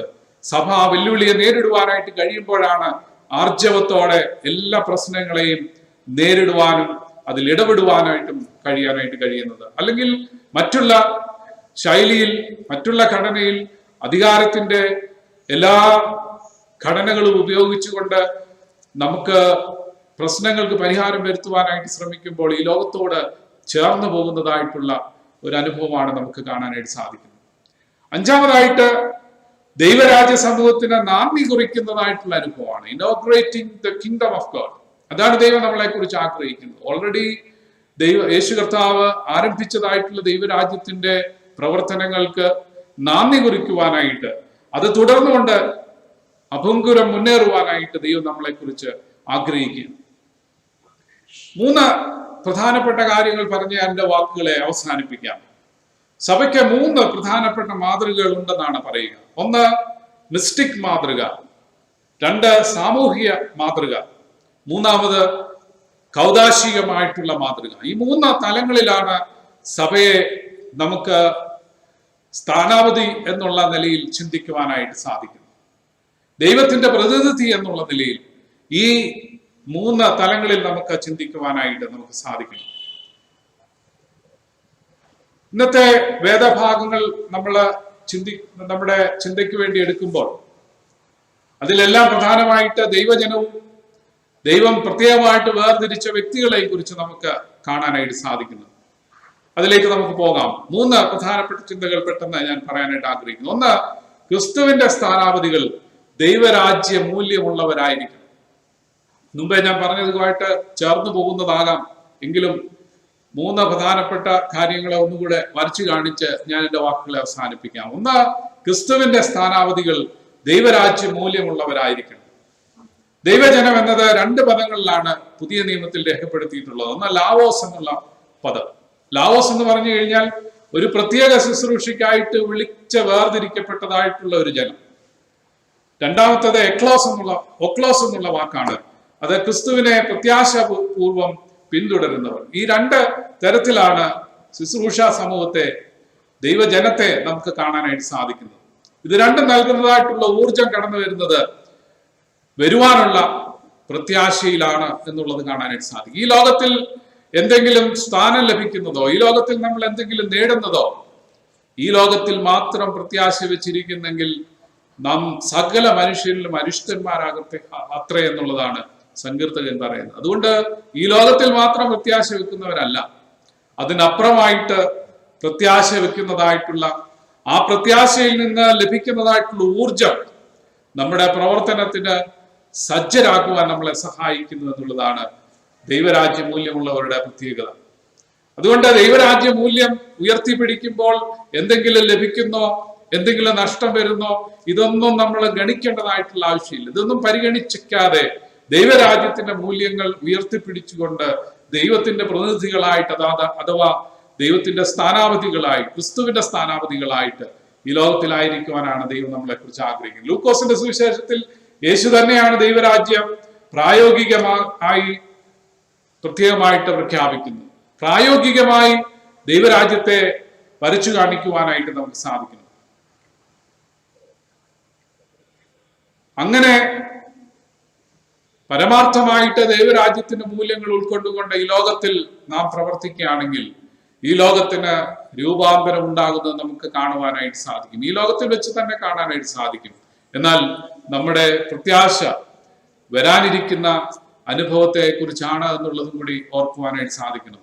അതുകൊണ്ട് സ്ഥാനാപതികൾ അവരുടെ രാജ്യത്തെ ശരിയായി പ്രതിനിധാനം ചെയ്യുന്നത് പോലെ ക്രിസ്തുവിന്റെ സ്ഥാനാപതികൾ കർത്താവിനെയും ദൈവരാജ്യ മൂല്യങ്ങളെയും പ്രതിനിധീകരിക്കുന്നവരായിട്ട് തീരുവാനായിട്ട് സാധിക്കും. ഈ പ്രക്രിയയിൽ ഒരു മിസ്റ്റിക് സ്വഭാവം നിറഞ്ഞു നിൽക്കുകയാണ്. പൗലോസ് പറയുന്നത്, ഒരുവൻ ക്രിസ്തുവിലായാൽ അവൻ പുതിയ സൃഷ്ടിയാകും. ഒരു മിസ്റ്റിക് നേച്ചർ അതിനകത്തുണ്ട്. ഒരു പുതിയ സൃഷ്ടിയാകുന്നു. നാം ഒരു രൂപത്തിലും ഭാവത്തിലും ഒക്കെയാണ് ഈ ലോകത്തിൽ ജനിച്ച് വീണത്. എങ്കിലും ക്രിസ്തുവിൽ പുതിയ സൃഷ്ടിയാകുമ്പോൾ നാം അറിയാത്ത ഒരു നിഗൂഢമായ അനുഭവത്തിലേക്ക് നാം ആത്മീയമായിട്ട് വളരപ്പെടുവാനായിട്ട് കഴിയും. അതുകൊണ്ടാണ് ഒരുവൻ ക്രിസ്തുവിലായാൽ അവൻ പുതിയ സൃഷ്ടിയാകുന്നു. അവൻ ഈ ലോകത്തിൽ ജനനത്തിൽ കൂടി ആർജിച്ചെടുത്ത ലഭിച്ച എല്ലാ കാര്യങ്ങളെക്കാൾ ഉപരിയായിട്ട് ഒരു പുതുക്കപ്പെട്ട രൂപാന്തരപ്പെട്ട വ്യക്തിയായി സമൂഹമായിട്ട് തീരുവാനായിട്ട് കഴിയുന്നു. അതുകൊണ്ട് ഈ മിസ്റ്റിക് സ്വഭാവത്തെയാണ് പൗലോസ് അപ്പോസ്തലൻ പലപ്പോഴും ചൂണ്ടിക്കാണിക്കുവാനായിട്ട് ശ്രമിക്കുന്നത്. അദ്ദേഹം പല സന്ദർഭത്തിലും in Christ, through Christ, with Christ എന്നുള്ള വാക്കുകൾ, ആ പ്രയോഗങ്ങളൊക്കെ ഉപയോഗിക്കുമ്പോൾ ഏറ്റവും പ്രധാനമായിട്ട് ഉദ്ദേശിക്കുന്ന ഇത് തന്നെയാണ്. ക്രിസ്തുവിൽ ഒരു പുതിയ സൃഷ്ടി, പുതിയ ഒരു കാഴ്ചപ്പാട്, പുതിയൊരു രൂപാന്തരം, പുതിയൊരു തുടക്കം, അങ്ങനെയൊക്കെ ഉള്ള അനുഭവത്തിലേക്ക് നമുക്ക് തീരുവാനായിട്ട് സാധിക്കണം. അങ്ങനെ സ്ഥാനാപതികൾ എന്നുള്ള നിലയിൽ ഈ കർത്താവിന്റെ കാണാൻ കഴിയാത്ത രീതിയിലുള്ള രൂപാന്തരത്തിന് വിധേയമാകുവാനായിട്ട്, നമ്മിൽ കൂടി ഈ ലോകത്തിൽ ഉണ്ടാകുന്ന രൂപാന്തരത്തെ കണ്ട് ദൈവത്തിന് സ്തോത്രം ചെയ്യുവാനായിട്ട് ഇടയായിട്ട് നിക്കോദിമോസിനോട് ഉള്ള സംഭാഷണത്തിന്റെ യോഹന്നാന്റെ സുവിശേഷം 3-ാം അധ്യായം നമ്മൾ വായിക്കുമ്പോൾ അവിടെ കാണുന്നുണ്ട്, കാറ്റ് എവിടേക്ക് പോകുന്നുവെന്നും അതെന്ത് ചെയ്യുന്നുവെന്നും നമുക്ക് കാണാനായിട്ട് കഴിയുന്നത് അതിന്റെ പ്രവർത്തനങ്ങളെ സൂക്ഷ്മമായിട്ട് നിരീക്ഷിക്കുമ്പോൾ മാത്രമാണ് നമുക്ക് മനസ്സിലാക്കാനായിട്ട് സാധിക്കുന്നത്. അതിന്റെ പ്രതികരണങ്ങൾ മാത്രമേ നമുക്ക് കാണാനായിട്ട് സാധിക്കുകയുള്ളൂ, അതിനെ കാണാനായിട്ട് സാധിക്കുകയില്ല. എന്ന് പറഞ്ഞതുപോലെയാണ് രൂപാന്തരവും പുതിയ ജനനവും ഒക്കെ നമ്മുടെ ജീവിതത്തിൽ സംഭവിക്കാനായിട്ട് സാധിക്കുന്നത്. അതുകൊണ്ട് ക്രിസ്തുവിലാകുന്നവർക്ക് മാത്രമേ സ്ഥാനാപതികളായി നിരപ്പിന്റെ ശുശ്രൂഷ ചെയ്യുവാനായിട്ട് സാധിക്കുകയുള്ളൂ. അതുകൊണ്ട് ക്രിസ്തുവിന്റെ സ്ഥാനാപതികൾ ദൈവരാജ്യ മൂല്യം ഉള്ളവരായി തീരുവാനായിട്ട് സാധിക്കും. രണ്ടാമത്, ക്രിസ്തുവിന്റെ സ്ഥാനാപതികൾ പുതിയ സമൂഹ നിർമ്മിതിക്കാരാണ്, അല്ലെങ്കിൽ പുതിയ സമൂഹം നിർമ്മിക്കുവാനായിട്ട് താല്പര്യമുള്ളവരായിട്ട് തീരുവാനായിട്ട് സാധിക്കും. ഗ്രൂപ്പ് ഉണ്ടാക്കുന്നവരായി തീരണമെന്നല്ല അർത്ഥം. അതിനേക്കാൾ ഉപരിയായി ഒരു പുതിയ സമൂഹത്തെ കെട്ടിപ്പടുക്കുന്നതിന്, പുതിയ ശൈലിയിലുള്ള ഒരു സമൂഹത്തെ കെട്ടിപ്പടുക്കുവാനായിട്ട് നമുക്ക് സാധിക്കും. കർത്താവ് ഈ ലോകത്തിലായിരുന്നപ്പോൾ എന്ത് ചെയ്തോ, ഈ സമൂഹത്തെ എപ്രകാരം കണ്ടോ, സമൂഹത്തിലുള്ള ദൈവത്തിൽ വിശ്വസിക്കുന്ന എല്ലാവരെയും എപ്രകാരം തന്നോട് ചേർത്ത് നിർത്തിയോ, അതേ ദൗത്യം തന്റെ പ്രതിനിധികൾക്ക്, തന്റെ സ്ഥാനാപതിമാർക്ക് ഉണ്ട് എന്നുള്ളത് മനസ്സിലാക്കുവാനായിട്ട് സാധിക്കും. പൗലോസ് സമൂഹത്തിന്റെ വളർച്ചയ്ക്കായി പ്രവർത്തിച്ചതെല്ലാം ക്രിസ്തുവിലൂടെയാണ്. ക്രിസ്തുവിലൂടെ ലഭിച്ച ഊർജം മുഖാന്തരമാണ് എന്നുള്ളത് കാണാനായിട്ട് സാധിക്കും. അതുകൊണ്ട് തന്നെ ക്രിസ്തു സമൂഹം ഏറ്റവും പ്രഭ ചൊരിയുന്നത് ഈ സാമൂഹിക തലത്തിൽ കൂടിയാണ്. നമ്മുടെ കൂട്ടായ്മയിൽ കൂടി, നമ്മുടെ ഇടപെടലിൽ കൂടി, നമ്മുടെ പ്രാർത്ഥനയിൽ കൂടി, നമ്മുടെ മധ്യസ്ഥതയിൽ കൂടി, നമ്മുടെ കരുണയിൽ കൂടിയും ദയാവായ്പിൽ കൂടിയൊക്കെയും ക്രിസ്തുവിന്റെ സ്ഥാനാപതികളായി പുതിയ സമൂഹ നിർമ്മിതിക്ക് കാരണമായിട്ട് തീരുവാനായിട്ട് സാധിക്കും. നമ്മുടെ സമൂഹത്തിൽ നിൽക്കുന്ന സമൂഹത്തിന് അല്ലെങ്കിൽ ജനങ്ങൾക്ക്, നമ്മുടെ അംഗങ്ങൾക്ക്, നമ്മുടെ സഹസൃഷ്ടങ്ങൾക്ക് നമ്മോട് കൂടെ നിൽക്കുമ്പോൾ ലഭിക്കുന്നതായിട്ടുള്ള ഊഷ്മളത മനസ്സിലാക്കുവാനായിട്ട് കഴിയണമെങ്കിൽ ആത്മീയമായിട്ട് നമ്മൾ പരസ്പരം പ്രോത്സാഹിപ്പിക്കുന്നവരാകണം, പരസ്പരം ബലപ്പെടുത്തുന്നവരാകണം, പരസ്പരം ഉയർത്തുന്നവരും ബഹുമാനിക്കുന്നവരും ശക്തിപ്പെടുത്തുന്നവരുമായിട്ട് തീരുവാനായിട്ട് സാധിക്കണം. അതുകൊണ്ടാണ് ഈ സവിശേഷമായിട്ടുള്ള അർത്ഥതലങ്ങൾ ഈ സ്ഥാനാപതി എന്നുള്ള വാക്കിൽ കാണാനായിട്ട് സാധിക്കുന്നത്. യേശുവിന്റെ സുവിശേഷവാഹകരാണ് സ്ഥാനാപതികൾ എന്നുള്ള ഏറ്റവും വലിയ ഒരു ബോധം നമ്മളെ ഭരിക്കുവാനായിട്ട് സാധിക്കും. യഹൂദരും യവനരും മറ്റ് അനവധി സാമൂഹിക പശ്ചാത്തലത്തിലുള്ളവർ നമ്മുടെ ചുറ്റുപാടുമുണ്ട്, നമ്മുടെ ഇടയിലുണ്ട്, അല്ലെങ്കിൽ സഭയിലുണ്ട്, എല്ലാ സഭകളിലുമുണ്ട്. എന്നാൽ അതിനേക്കാളൊക്കെ ഉപരിയായി അതിനെ കവിയുന്നതായ ഒരു ദൈവസ്നേഹവും അതിനെ കവിയുന്നതായിട്ടുള്ള ഉത്തരവാദിത്വവും സ്ഥാനാപതികൾ എന്നുള്ള ഉത്തരവാദിത്വവും നമ്മളെ ഭരിക്കുമ്പോൾ ദൈവരാജ്യത്തിൽ ആ സമൂഹ നിർമ്മിതിയിൽ നമുക്ക് മുന്നോട്ട് പോകുവാനായിട്ട് സാധിക്കും. ഓരോ ജാതിയുടെയും ഓരോ സമൂഹത്തിന്റെയും പേരും പറഞ്ഞുകൊണ്ട് നാം കാണിക്കുന്നതായിട്ടുള്ള അക്രമങ്ങൾ യഥാർത്ഥത്തിൽ സഭയെ ഈ ലോകത്തിൽ ദുഷിക്കപ്പെടുന്നതിന് മാത്രമേ കാരണമാകുകയുള്ളൂ. ഇന്ന സമൂഹത്തിൽ പെടുന്നവർക്ക് എന്നുള്ള മാറ്റി നിർത്തലും പരിഗണനയും ഒക്കെ നമ്മൾ നോക്കുമ്പോൾ യഥാർത്ഥത്തിൽ നാം ചെയ്യുന്നത് ദൈവരാജ്യത്തിന്റെ മൂല്യങ്ങൾക്ക് വിപരീത ദിശയിലുള്ള യാത്രയാണ് എന്നുള്ളത് മനസ്സിലാക്കാനായിട്ട് കഴിയണം. അതിനാലാണ് സഭയ്ക്ക്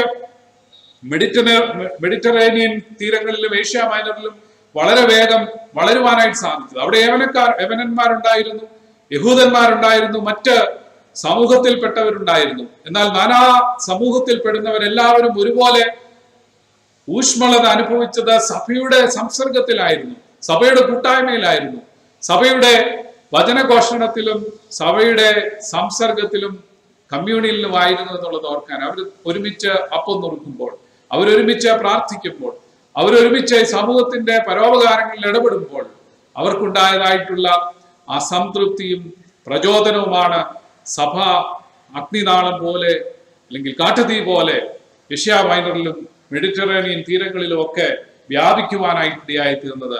എന്നാൽ ഇന്ന് സഭയ്ക്ക് പറ്റിയിരിക്കുന്നതായിട്ടുള്ള അബദ്ധം, ഇന്ന് കേവലം ചില പാരമ്പര്യങ്ങളിൽ മാത്രം ഊറ്റം കൊണ്ടുകൊണ്ട് 4 ചുവരുകൾക്ക് ഉള്ളിൽ ഒതുങ്ങുന്ന കാഴ്ചപ്പാടും പ്രത്യയശാസ്ത്രം കൊണ്ട് നമ്മൾ ഇരിക്കുകയാണ്. ദൈവരാജ്യത്തിന് വേണ്ടിയാണെന്നാണ് പറയുക. എന്നാൽ നമ്മുടേതായിട്ടുള്ള നാം നിർമ്മിച്ചതായിട്ടുള്ള സമൂഹത്തിനുള്ളിൽ നാം കെട്ടപ്പെട്ടവരായി അടിമകളായിട്ട് കഴിയുന്ന ഒരു അനുഭവമാണ് കാണുന്നത്. എന്നാൽ അതിനപ്പുറമായി സ്ഥാനാപതികൾ, ദൈവത്തിന്റെ സ്ഥാനാപതികളാകുമ്പോൾ വിശാലമായ കാഴ്ചപ്പാടോടെ ഈ ലോകത്തിൽ തന്റെ ദൗത്യം നിർവഹിക്കുവാൻ നമുക്കിടയായി തീരണം എന്നുള്ളതാണ്. മൂന്നാമത്, ക്രിസ്തുവിന്റെ സ്ഥാനാപതികൾ കൗദാശിക സമൂഹമാണ്. നാം സാധാരണ നമ്മുടെ വിശ്വാസ പ്രമാണത്തിൽ നമ്മൾ പറയുന്നു, വിശുദ്ധന്മാരുടെ സംസർഗത്തിലും പാപമോചനത്തിലും നമ്മൾ വിശ്വസിക്കുന്നുവെന്ന് ഏറ്റുപറയാറുണ്ട്. കാണപ്പെടാൻ കഴിയാത്തതായിട്ടുള്ള ഒരു സംസർഗം, ആ ഒരു സമൂഹത്തെ പറ്റിയുള്ള ഒരു കാഴ്ചപ്പാടുണ്ടാവണം. സഭ എന്ന് പറയുമ്പോൾ എല്ലാ സഭകളും നമ്മുമായിട്ട് ബന്ധപ്പെട്ട സഭകളായിട്ട് തീരുമാനായിട്ട് സാധിക്കും. അതിന് CSI സഭയെന്നോ മർത്തോമാ സഭയെന്നോ ഏതെങ്കിലും ടൈറ്റിൽ കൊണ്ട് വേർതിരിക്കാൻ കഴിയില്ല. സഭയ്ക്കുണ്ടാകുന്നതായിട്ടുള്ള ഉന്നതികളോ മാനാപമാനങ്ങളൊക്കെ നമ്മുടെ അനുഭവങ്ങളായിട്ട് തീരുമ്പോഴാണ് ആ അദൃശ്യ സഭയെ കുറിച്ചുള്ള കാഴ്ചപ്പാട് നമ്മൾ ഉണ്ടാകുവാനായിട്ട് കഴിയുന്നത്. അതുകൊണ്ട് ഉദാശയിലൂടെ ദൈവജനം നിരന്തരം പരിപോഷിപ്പിക്കപ്പെടുന്നതായിട്ടുള്ള ഉത്തരവാദിത്വമുണ്ട്. ഏത് സഭ എന്നുള്ളതിനേക്കാൾ ഉപരിയായി ക്രിസ്തുവിൽ നാം എല്ലാവരും ഒന്നാകുന്നു, ക്രിസ്തുവിൽ നാം എല്ലാവരും എന്നുള്ള ഒരു കാഴ്ചപ്പാട് നമ്മെ ഭരിക്കുവാനായിട്ടിടയായിരുന്നു. അതും നമ്മുടെ സ്ഥാനാവധി എന്നുള്ള ആ ഒരു ഉത്തരവാദിത്വത്തിലും നിയോഗത്തിലും അടങ്ങിയിരിക്കുന്നതായിട്ടുള്ള കാര്യമാണ്. യാന്ത്രികമായി വരുന്നതല്ല ഈ കൗദാശികമായിട്ടുള്ള സ്വഭാവം. കൗദാശികമായിട്ടുള്ള സ്വഭാവം നമുക്കുണ്ടാവണമെന്നുണ്ടെങ്കിൽ ക്രിസ്തുവിനോടുള്ള പറ്റുമാനവും ക്രിസ്തുവിനോട് മാത്രമുള്ള കടപ്പാടുമാണ് നമ്മളെ ആ കൗദാശികമായിട്ടുള്ള അദൃശ്യമായ ദൈവിക സമൂഹത്തെ കാണുവാനായിട്ട് നമ്മളെ പ്രേരിപ്പിക്കുന്നു. നിരപ്പിന്റെ അനുരഞ്ജനത്തിന്റെ ശുശ്രൂഷ നിരന്തരം ചെയ്യുന്ന ഒരു ജനതയായി ഈ സമൂഹം തീരുമ്പോഴാണ് ഔദാശികമായ സമൂഹമായിട്ട് നമുക്ക് തീരുമാനമായിട്ട് കഴിയാം. റോമാ സാമ്രാജ്യത്തിന്റെ കീഴിൽ കൊരിന്ത് നഗരത്തിൽ ഒരു പുതിയ മതസമൂഹം വളർന്നു വരിക എന്നുള്ളത് വളരെ എളുപ്പമുള്ള കാര്യമായിരുന്നില്ല. എന്നാൽ കൊരിന്തിൽ നിന്ന് ഉയർന്നു വന്ന എല്ലാ വെല്ലുവിളികളെ അതിജീവിക്കുവാൻ തക്കതായിട്ടുള്ള കാഴ്ചപ്പാടും ദൈവരാജ്യ മൂല്യങ്ങളും കൗദാശികമായ സ്വഭാവത്താലുമാണ് സഭ ഏഷ്യ മൈനറിൽ വളരെ പ്രത്യേകിച്ച് ഏഷ്യ മൈനറിലും റോമൻ സാമ്രാജ്യത്തിന്റെ കീഴിലും ഒക്കെ വളരെ ശക്തിയായിട്ട് എതിർപ്പുകളെയും പ്രതികൂലങ്ങളെയും പീഡനങ്ങളെയും ഒക്കെ അതിജീവിച്ചുകൊണ്ട് വളർന്നത് എന്നുള്ളത് കാണാനായിട്ട് കഴിയും. അങ്ങനെയാണ് ഉദാശയിലൂടെ ദൈവജനം എന്നുള്ള അടിത്തറ സഭയ്ക്ക് ലഭിക്കുവാനായിട്ട് ഇടയായിത്തീർന്നു. അതുകൊണ്ട് നാം ഇന്ന് ദൈവത്തെ ആരാധിക്കുമ്പോൾ ഒരുപക്ഷെ ദൈവത്തിന്റെ അക്ഷരികമായിട്ടുള്ള ദേവാലയത്തിലേക്ക് നമുക്ക് കടന്നു വരുവാനായിട്ട് സാധിക്കുന്നില്ലെങ്കിലും നമ്മുടെ ഹൃദയം ഈ അദൃശ്യമായിട്ടുള്ള സഭയുടെ ഭാഗമായിട്ട് തീരുമ്പോൾ പരസ്പരം പ്രചോദിപ്പിക്കപ്പെടുവാനായിട്ട് ഇടയായിത്തീരും. ക്രിസ്തുവിന്റെ സ്ഥാനാവധികളായിട്ടുള്ള ദൈവജനം എല്ലാ കാലത്തും ലോകത്തിന് വളരെ ശക്തമായിട്ടുള്ള പ്രചോദനം നൽകിയവരാണ്. അതുകൊണ്ടാണ് 3 തലങ്ങളെ മാത്രം ഇന്ന് വിവരിച്ചുകൊണ്ട് ഈ ദൈവവചന ശുശ്രൂഷ നിർവഹിക്കാമെന്ന് വിചാരിച്ചു. 1 മിസ്റ്റിക് തലം, 2 കൗദാശിക തലം. ഈ തലങ്ങളിൽ സ്ഥാനാപതി എന്നുള്ള സ്വഭാവം കാണിച്ച് ദൈവരാജ്യത്തിന്റെ മഹത്വം ഈ ലോകത്തിൽ ഉയർത്തി കാണിക്കുവാനായിട്ട് നമുക്ക് സാധിക്കും. എങ്കിൽ മാത്രമേ ദൈവരാജ്യത്തിന്റെ ഉത്തരവാദിത്വങ്ങൾ പൂർണ്ണമായിട്ട് നമുക്ക് നിർവഹിക്കുവാനായിട്ട് സാധിക്കും. യോശുവയോട് പറഞ്ഞതുപോലെ ഉറപ്പും ധൈര്യമുള്ളവനായിരിക്കാം. ഞാൻ അവർക്ക് കൊടുക്കുമെന്ന് അവരുടെ പിതാക്കന്മാരോട് സത്യം ചെയ്ത ദേശം നീ ജനത്തിന് അവകാശമായി വിഭാഗിക്കും. പിന്നീടും പറയുന്നുണ്ട്, നല്ല ഉറപ്പും ധൈര്യമുള്ളവനായി മാത്രം ഇരിക്കാം. നിന്റെ ദൈവമായ യഹോവ നീ പോകുന്നിടത്തൊക്കെ നിന്നോടുകൂടെ ഉള്ളത് കൊണ്ട് ഉറപ്പും ധൈര്യമുള്ളവനായിരിക്കുക. ഭയപ്പെടരുത്, ഭ്രമിക്കുകയും അരുത് എന്ന് ഞാൻ കൽപ്പിച്ചുവല്ലോ. ദൈവത്തിന്റെ ഇന്നും നമ്മളോട് പറയാനായിട്ടുള്ള ഏറ്റവും ശക്തമായിട്ടുള്ള ഒരു ആലോചന എന്ന് പറയുന്നത് ഭയപ്പെടാതിരിക്കുക, ഭ്രമിച്ചു നോക്കാതിരിക്കുക, ധൈര്യത്തോടെ മുന്നേറുക.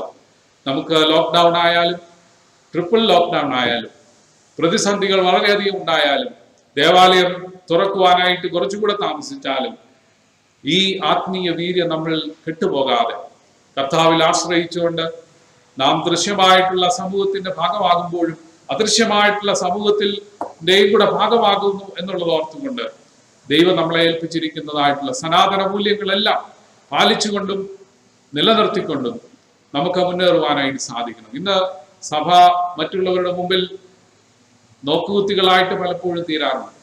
നീതി ന്യായത്തിന്റെയും കാര്യം വരുമ്പോൾ സഭ മാറി നിൽക്കുന്നു. ഈ ലോകത്തോട് മാത്രം ചേർന്ന് നിൽക്കുവാനായിട്ട് ശ്രമിക്കുകയാണ്. ഈ ലോകത്തിന്റെ മാനങ്ങളും സ്ഥാനങ്ങളും സ്വാധീനങ്ങളും മാത്രമാണ് ഇന്ന് ഘടനകളിലൊക്കെ നമുക്ക് കാണാനായിട്ട് സാധിക്കുന്നത്. എന്നാൽ അതിനൊക്കെ ഉപരിയായിട്ട് അതിനെയൊക്കെ ജയിക്കുവാനായിട്ടുള്ള ആത്മീയമായ ഒരു വരം ഈ കാലത്ത് നമുക്ക് ആവശ്യമാണ്.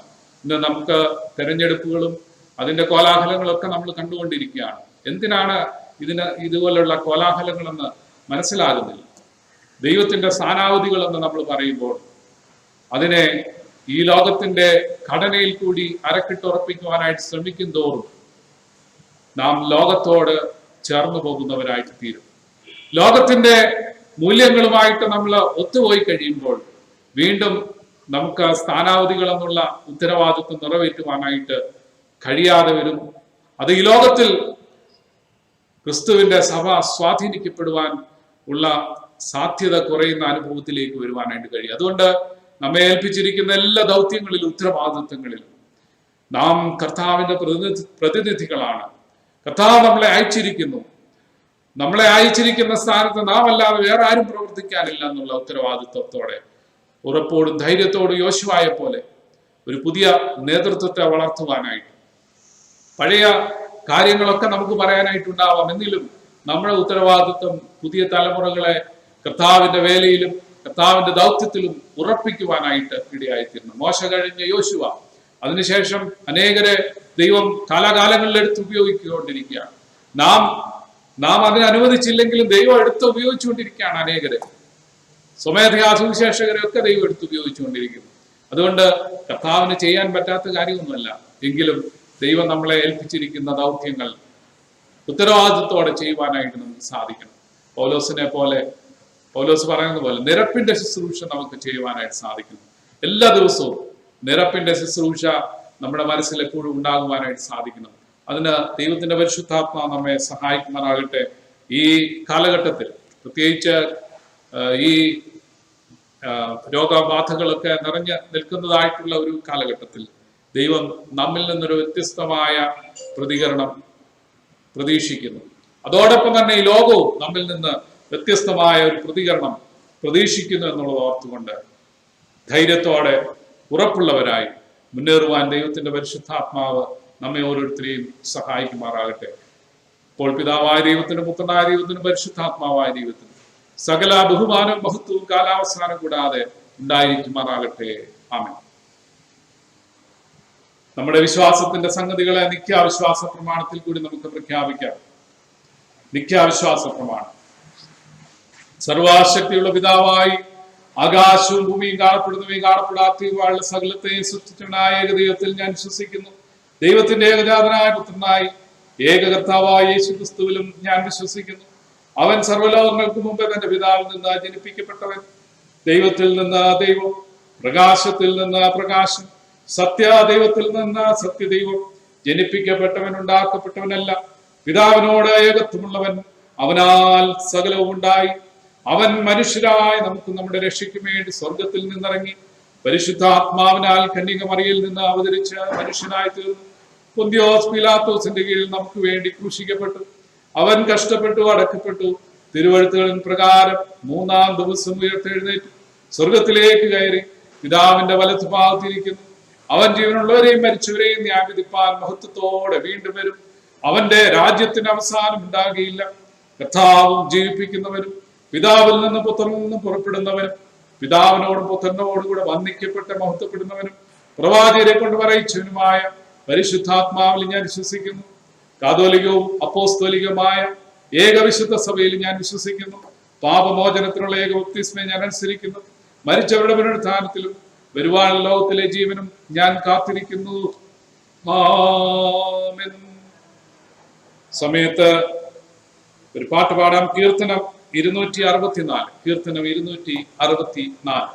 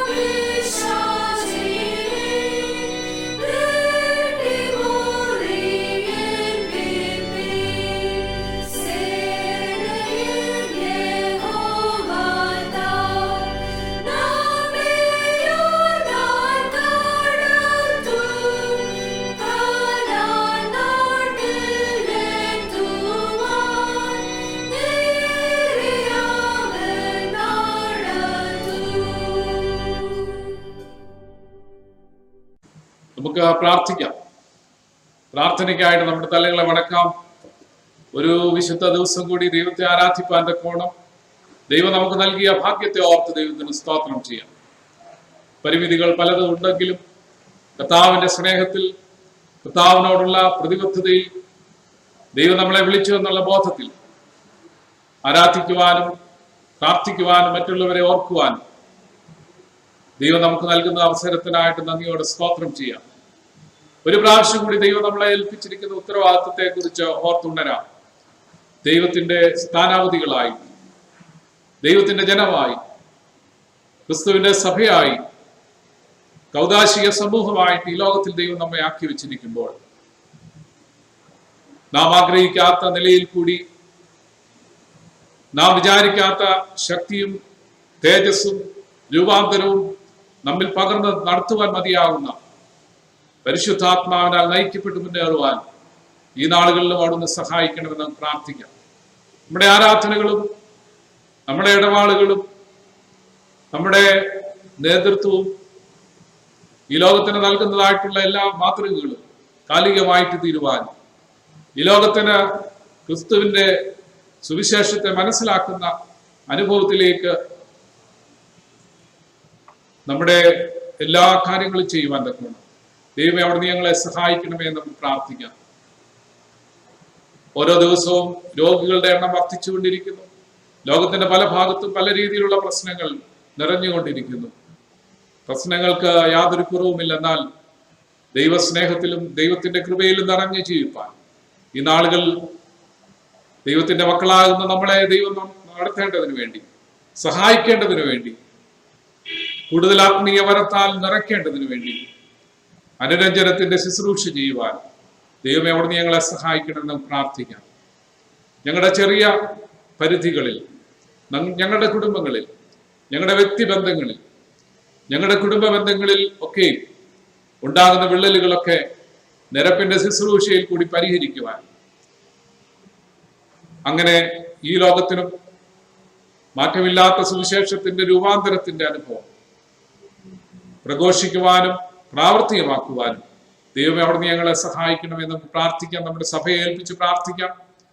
ആരാധന കർത്താവെ തുടർന്ന് നടക്കുവാനും ഞങ്ങളെ അവിടുന്ന് സഹായിക്കണമേ.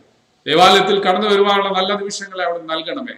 ഒരുമിച്ച് കാണുവാനും ദൈവത്തിന് സ്തോത്രം ചെയ്യുവാനും കർത്താവ് ചെയ്ത ഉപകാരങ്ങളെ ഓർക്കുവാനുമുള്ള നല്ല നാളുകളെ അവിടുന്ന് ഞങ്ങൾക്ക് വേണ്ടി ഒരുക്കണമേ എന്ന് നമുക്ക് പ്രാർത്ഥിക്കാം. നമ്മുടെ കുഞ്ഞുങ്ങളെ ദൈവസന്നിധിയിൽ ഏൽപ്പിക്കാം. അവർ നേരിടുന്നതായിട്ടുള്ള പ്രതിസന്ധികളെ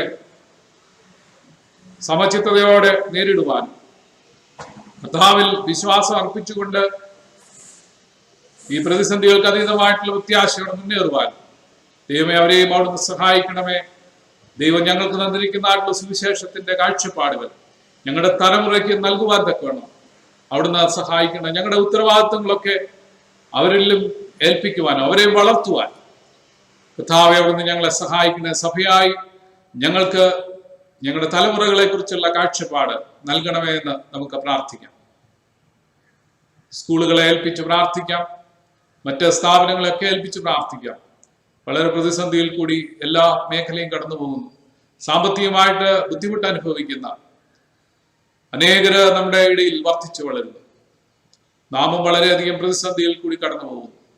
ഇതിന്റെയൊക്കെ മധ്യത്തിലും ഇതൊക്കെ പ്രതികൂലമായാലും കർത്താവേ ഞങ്ങൾ നിന്നെ ആരാധിക്കും, ഞങ്ങൾ നിന്നെ സ്തുതിക്കും, നിന്റെ പ്രത്യാശയിൽ ഞങ്ങൾ നിലനിൽക്കുമെന്നുള്ള ഉത്തമ ബോധ്യത്തിൽ മുന്നേറുവാൻ കർത്താവിന്റെ മക്കളായ നമുക്ക് ദൈവം കൃപ നൽകേണ്ടതിന് വേണ്ടി നമുക്ക് പ്രാർത്ഥിക്കാം.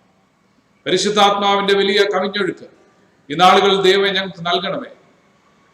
ഞങ്ങളിൽ കൂടി ഈ ലോകം സൗഖ്യം പ്രാപിപ്പാൻ, ഈ ലോകത്തിന് സമാധാനം ലഭിപ്പാൻ, ഈ ലോകത്തിന് നിരപ്പിന്റെ അനുഭവം ഉണ്ടാകുവാൻ കർത്താവ് സഹായിക്കണമെന്ന് പ്രാർത്ഥിക്കാൻ. രാജ്യങ്ങൾ തമ്മിൽ യുദ്ധശ്രുതിയൊക്കെ കേൾക്കുമ്പോൾ, ക്ഷാമങ്ങളും ഭൂകമ്പങ്ങളും ഒക്കെ ലോകത്തിൽ പല ഭാഗത്തും കാണുമ്പോൾ, വെള്ളപ്പൊക്കത്തിന്റെ കെടുതികളൊക്കെ നാം വായിക്കുകയും മനസ്സിലാക്കുകയും ചെയ്യുമ്പോൾ, ജാതികൾ തമ്മിലും വംശങ്ങൾ തമ്മിലും ഒക്കെ ഉള്ള ശത്രുതകൾ വർദ്ധിച്ചുകൊണ്ടിരിക്കുമ്പോൾ കർത്താവേ നിന്റെ സ്നേഹം ഈ ലോകത്തിന് നൽകേണ്ടതായിട്ടുള്ള ഏറ്റവും പ്രധാനപ്പെട്ട സമയമാകുന്നു എന്നുള്ളത് ഓർത്തുകൊണ്ട് ക്രിസ്തുവിന്റെ സ്ഥാനാവധികളായി ഞങ്ങളുടെ ഉത്തരവാദിത്തങ്ങൾ നിറവേറ്റുവാൻ ഞങ്ങളെ അവിടുന്ന് സഹായിക്കണമെന്ന് പ്രാർത്ഥിക്കാം. ഈ വിഷയങ്ങളെല്ലാം ദൈവസന്നിധിയിൽ നമുക്ക് ഏൽപ്പിക്കാം. നമ്മുടെ പ്രായമായ മാതാപിതാക്കളെ ഏൽപ്പിക്കാം. ഭവനങ്ങളിലായി അവരെ ബുദ്ധിമുട്ടുന്നു, വെളിയിലിറങ്ങുവാൻ സാധിക്കുന്നില്ല, പ്രിയപ്പെട്ടവരെ കാണുവാൻ സാധിക്കുന്നില്ല, പഴയതുപോലെ സ്വാഭാവികമായിട്ടുള്ള പ്രവർത്തനങ്ങളിലൊക്കെ ഏർപ്പെടുവാൻ കഴിയാതെ അനുഭവത്തിലായിരിക്കുമ്പോൾ അവരെയൊക്കെ ദൈവമേ അവിടുന്ന് സമാശ്വസിപ്പിക്കണമേ, നിന്റെ സാന്ത്വന നൽകണമേ. ഈ ലോകത്തിന് കൊടുക്കുവാനും എടുക്കുവാനും കഴിയാത്ത അവിടുത്തെ ദിവ്യമായ സമാധാനം, 2 or 3 പേർ എവിടെ കൂടിയാലും അവരുടെ മധ്യത്തിൽ നൽകുന്ന നിന്റെ സാന്നിധ്യം, മുട്ടുവീൻ തുറക്കപ്പെടുമെന്ന് വളരെ ശക്തമായിട്ട് പറഞ്ഞിരിക്കുന്ന ദൈവത്തിന്റെ വാഗ്ദത്തം ഞങ്ങൾ ആഗ്രഹത്തോടെ ഭാരത്തോടെ മുട്ടുവാനും കർത്താവിന്റെ അനുഗ്രഹത്തിന്റെ വാരി ഞങ്ങളുടെ മേൽ ചുരിയുവാനും അന്നുള്ള സമൃദ്ധിയുടെ അനുഭവത്തിൽ നിലനിൽപ്പാനും ഞങ്ങളെ അവിടുന്ന് സഹായിക്കണമെന്ന് നമുക്ക് പ്രാർത്ഥിക്കാം. ഈ വിഷയങ്ങളെല്ലാം സമർപ്പിച്ചുകൊണ്ട് ഒരു നിമിഷം നമുക്ക് തലകളെ വണക്കി അതാതിടങ്ങളിൽ ഒരുമിച്ച് ശാന്തമായിട്ട് പ്രാർത്ഥിക്കാം.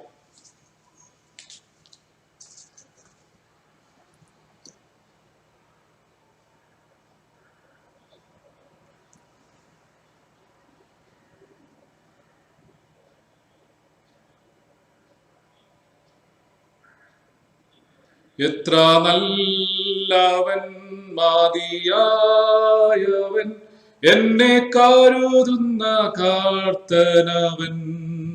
എത്ര നല്ലവൻ മതിയായവൻ, എന്നെ കരുതുന്ന കർത്തനവൻ.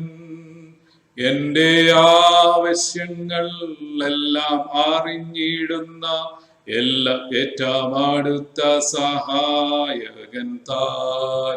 എന്റെ ആവശ്യങ്ങൾ എല്ലാം അറിഞ്ഞിടുന്ന ഏറ്റവും അടുത്ത സഹായകൻ താൻ. ദൈവകൃപയിൽ ഞാൻ ആശ്രയിച്ച് അവൻ വഴികളെ ഞാൻ അറിഞ്ഞ് അനുഗമിച്ചിടും അവനുടെ ചുവടുകളെ, അനുഗമിച്ചിടും അവനുടെ ചുവടുകളെ. ദൈവകൃപയിൽ ഞാൻ ആശ്രയിച്ച് നമുക്ക് വീണ്ടും പ്രാർത്ഥിക്കാം. സർവശക്തനായ കർത്താവേ, നിന്റെ ആത്മാവ് ശരീരമാകുന്ന സഭയെ മുഴുവനും ഭരിച്ച് ശുദ്ധീകരിക്കുന്നുവല്ലോ. നിന്റെ വിശുദ്ധ സഭയിലെ എല്ലാ വിധത്തിലുമുള്ള ജനങ്ങൾക്ക് വേണ്ടി ഞങ്ങൾ കഴിക്കുന്ന അപേക്ഷകളും പ്രാർത്ഥനകളും കൈക്കൊള്ളണമേ.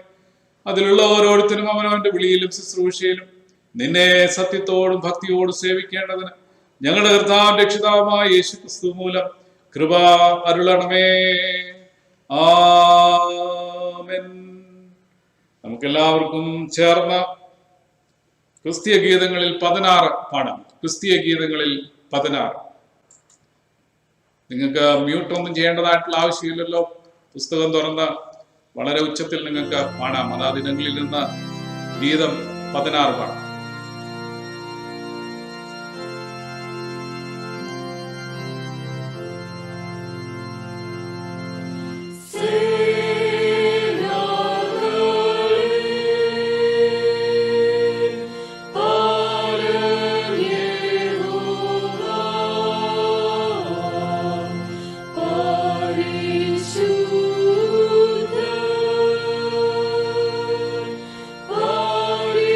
Shoot.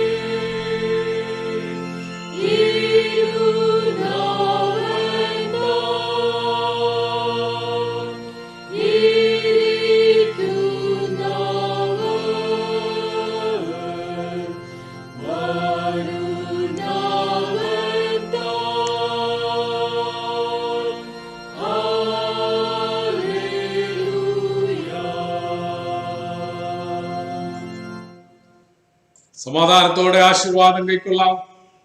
സകല ബുദ്ധിയും കവിയുന്ന ദൈവസമാധാനം ദൈവത്തെയും അവന്റെ പുത്രനും നമ്മുടെ കർത്താവായ യേശു ക്രിസ്തുവിനെയും കുറിച്ചുള്ള അറിവിലും സ്നേഹത്തിലും നിങ്ങളുടെ ഹൃദയങ്ങളെയും മനസ്സുകളെയും കാക്കട്ടെ. ഇങ്ങനെ പിതാവും പുത്രനും പരിശുദ്ധാത്മാവുമായ ത്രിയേക ദൈവത്തിന്റെ അനുഗ്രഹങ്ങളും കൃപകളും നാം ഏവരോടും നമ്മുടെ തുടർന്നുള്ള ആഴ്ചയിലെ ജീവിതത്തോടും ഇന്നും എപ്പോഴും കാലാവസാനം കൂടാതെ ഇരിക്കുമാറാകട്ടെ.